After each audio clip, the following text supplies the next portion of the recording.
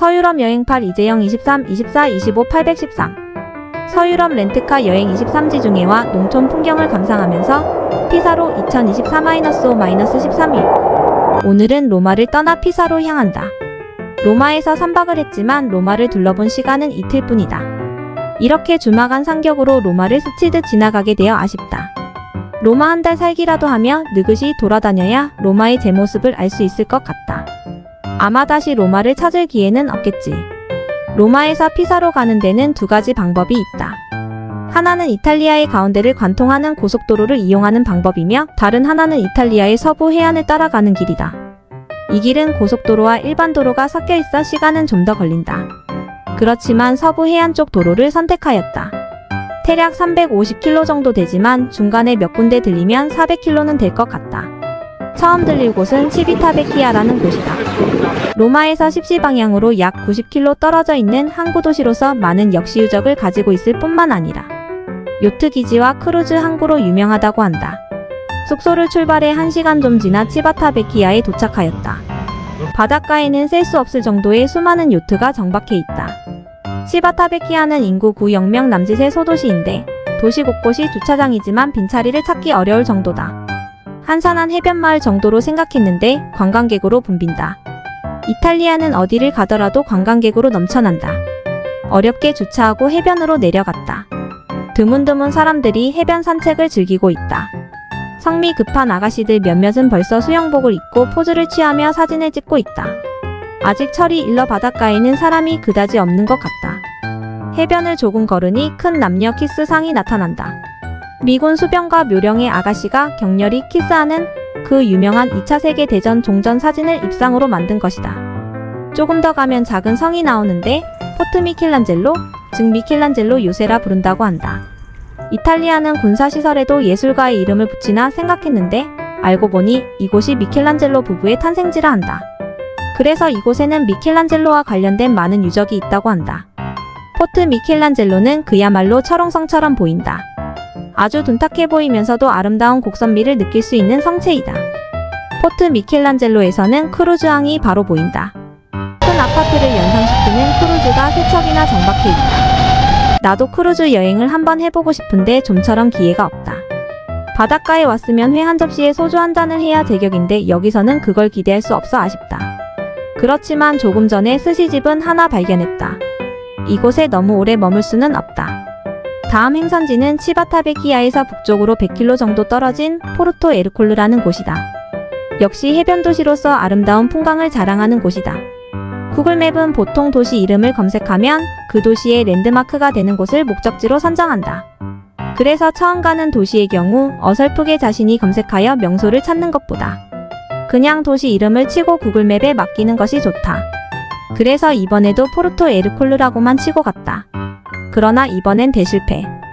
바닷가의 산으로만 올라가더니 결국 막다른 산길에서 목적지 도착이라 한다.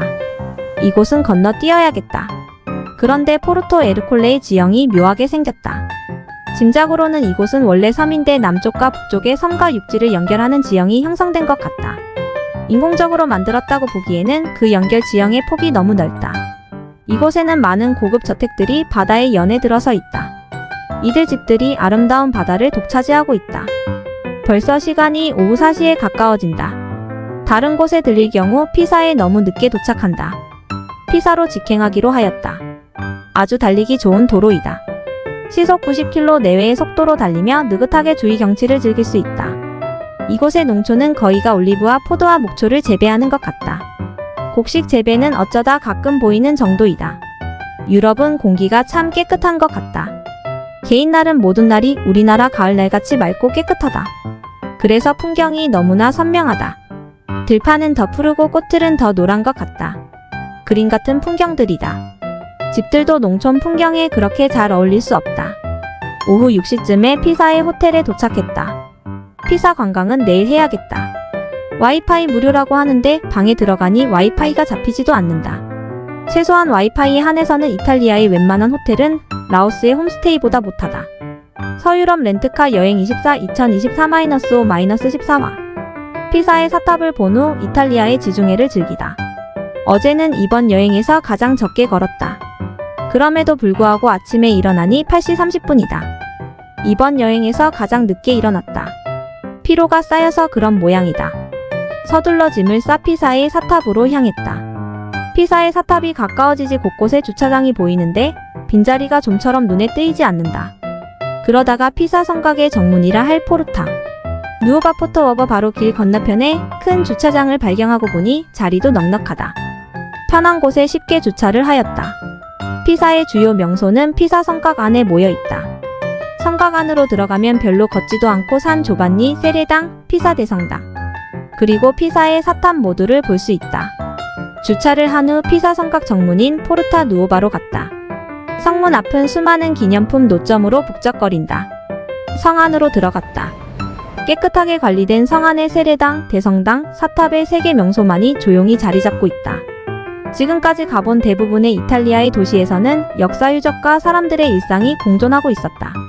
대부분의 올드타운에는 사람들이 실제로 거주하고 있다. 역사적 건축물이 시민들의 생활에 녹아들어 있는 느낌이었다. 이에 비해 피사 성곽 안에는 상주 주민이 없다.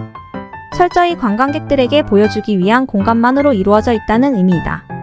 피사 성곽은 우리나라의 읍성 정도의 크기로 보인다. 아마 해미 읍성과 비슷한 넓이가 아닐까 짐작된다. 피사 성곽 안으로 들어가면 제일 먼저 만나는 건물이 산 조반니 세례당이다. 도명의 지붕을 가진 이 건물은 전체가 대리석으로 만들어졌다. 그 다음에 나타나는 건물이 피사 대성당이며 피사의 사탑은 피사 대성당의 부속 건물로서 성당 문 앞쪽에 자리 잡고 있다. 대성당과 사탑 역시 대리석으로 건조되었다. 나는 그동안 피사의 사탑은 화강암 아니면 벽돌로 만들어진 걸로 짐작했었는데 이렇게 화려한 대리석 건축물일 줄은 몰랐다. 그리고 상상했던 것보다 훨씬 크고 높았다. 사람들은 피사의 사탑과 멀리서 혹은 가까이서 갖가지 포즈를 지으며 사진을 찍는다.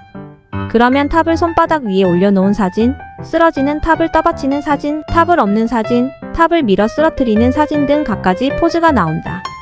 피사의 사탑은 그 모습이 꼭 중국의 탑 같다는 생각이 든다.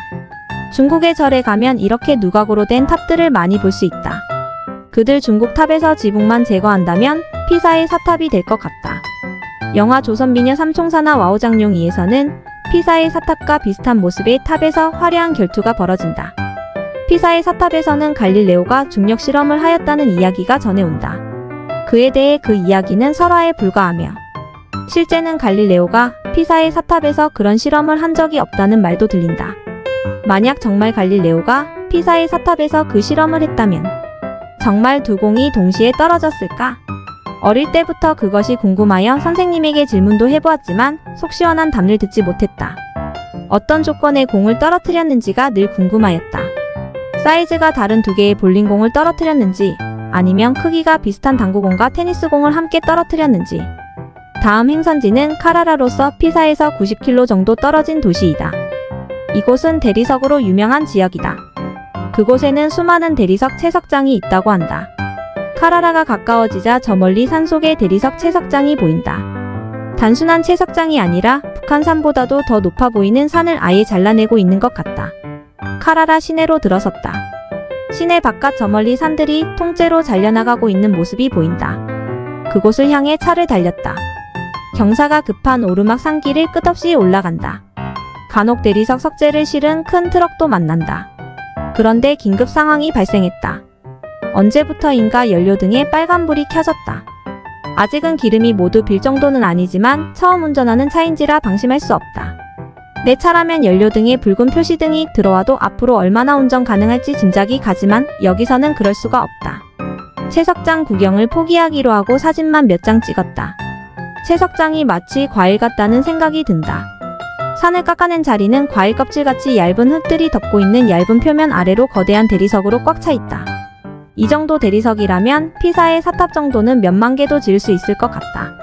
다음 행선지는 포르토피노이다. 제노바와 가까운 해안 지역인 포르토피노는 아름다운 경치로 유명하다.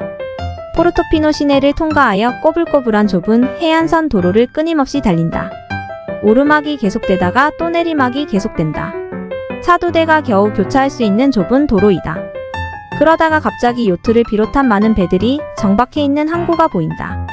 차를 주차하고는 바닷가로 내려왔다. 바다는 깊은 만으로 되어 있고 주위의 산 위에는 아름다운 집들이 지어져 있다. 바다에는 많은 요트들이 정박해 있다. 이곳도 수많은 관광객으로 복잡하기 짝이 없다. 해안길을 따라 걸으며 바다 경치를 감상한다. 우리나라도 이 정도 아름다운 바다는 많을 것이다. 그렇지만 깨끗이 정비된 환경, 그리고 바다 경치와 너무나 잘 어울리는 건축물을 찾기는 쉽지 않을 것 같다.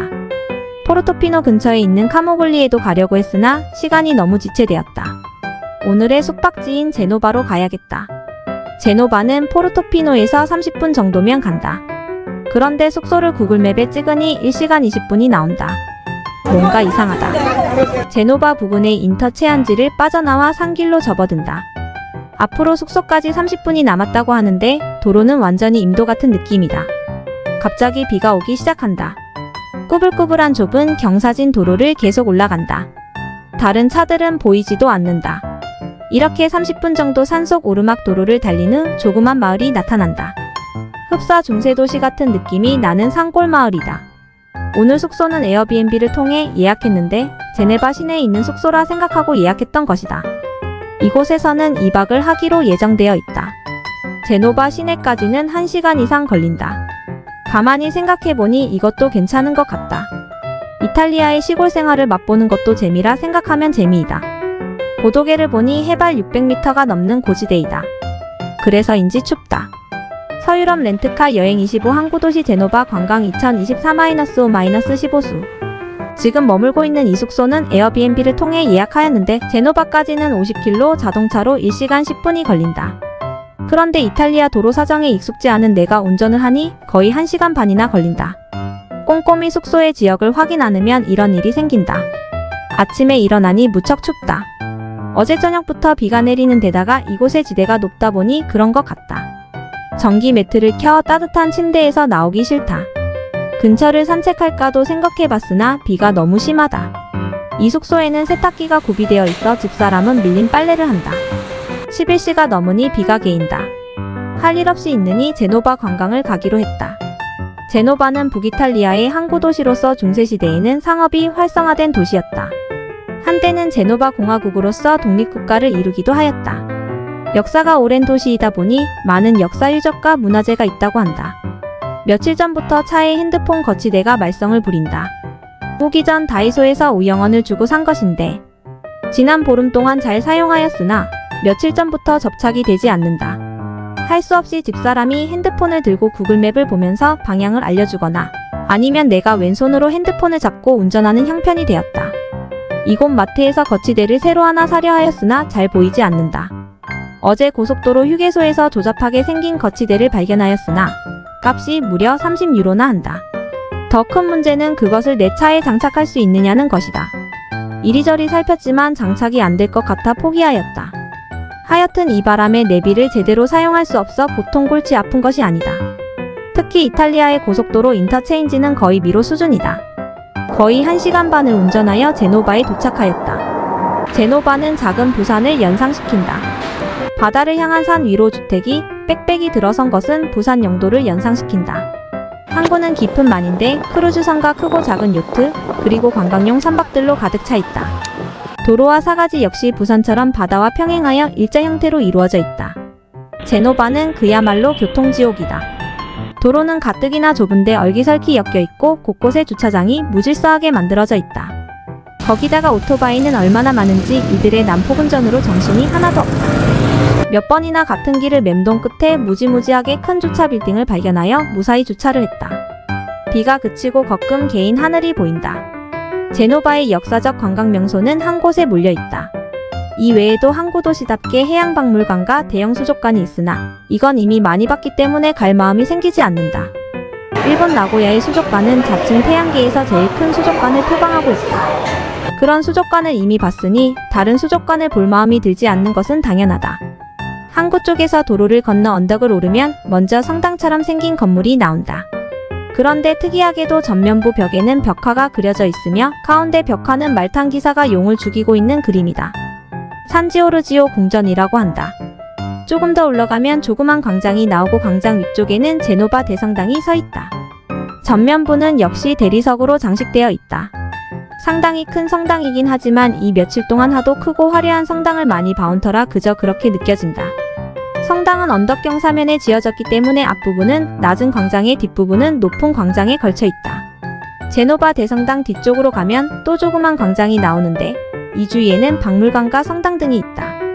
여기서 십시 방향으로 조금만 가면 큰 광장이 나오고 아름답고 큰 분수가 물을 뿜고 있다. 바로 제노바의 중심이라 할 수 있는 페라라 광장이다. 페라라 광장 옆에는 특이하게 생긴 건물이 하나 보인다. 로마의 콜로세움을 모티브로 하여 지은 건물 같은데 어떤 건물인지는 모르겠다. 이렇게 1시간 남짓한 시간에 제노바 중심지에 위치한 명소들을 거의 둘러보았다. 라면이 다 떨어져 근처 아시아 슈퍼에 들리기로 하였다. 가는 도중 집사람은 이탈리아 올리브 기름이 좋다면서 전문점에 들러 몇 병이나 산다. 아시아 식품점에서는 국산 라면 5봉지와 일본 라면 1봉지를 샀다. 항구 옆 레스토랑에서 점심으로 파스타와 피자를 먹었다. 맛없다. 집에 있으면 피자는 몇 년에 한 번 먹을까 말까 정도인데 이번 여행에서 벌써 5번은 먹었다. 시간을 보니 아직 5시도 되지 않았다. 숙소에 도착하면 6시가 조금 넘을 정도일 것 같다.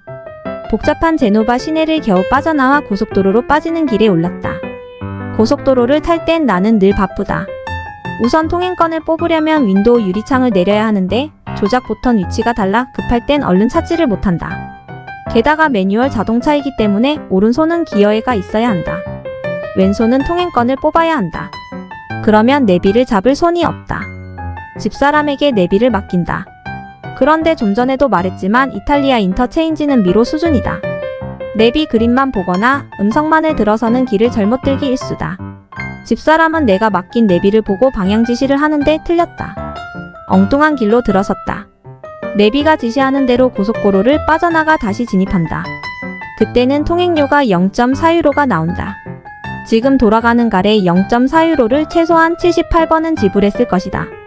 그곳에서 거의 1시간 이상을 뱅뱅 돈 것 같다. 고속도로를 타고 보니 기름이 쑥 내려갔다. 고속도로에서 내려와 주유소를 찾았다. 그런데 또 처음 보는 가게이다.